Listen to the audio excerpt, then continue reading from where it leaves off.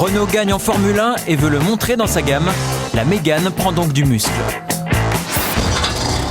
Première nouveauté, la Mégane GT. Sous cette appellation se cache une voiture de tous les jours, au caractère bien trempé. Pour le look, le design Renault s'inspire du tuning, avec des boucliers proéminents, une calandre chromée, des jantes en aluminium et une double sortie d'échappement.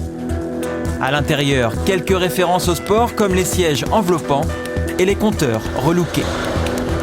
Dans sa version diesel, la Mégane GT offre un couple intéressant mais des accélérations dans la norme. Son comportement routier est sain, rassurant, mais les suspensions atteignent rapidement leurs limites. Normal, cette voiture ne fait aucun compromis sur le confort. Ni GTI, ni berline classique, la Mégane GT est une voiture acidulée qui ne fait pas payer trop cher ses prestations. 25 400 € pour le diesel, 23 700 pour le moteur essence turbo de 165 chevaux. La Mégane GT est disponible en 3 ou 5 portes. Beaucoup plus radicale, la Mégane F1 Team R26. C'est la voiture qui célèbre le deuxième titre de champion du monde de Renault. Elle n'existe qu'en version coupée 3 portes et c'est la plus explosive de la famille Mégane. Elle est équipée de gros freins à disque. À l'intérieur, on trouve des sièges baquets.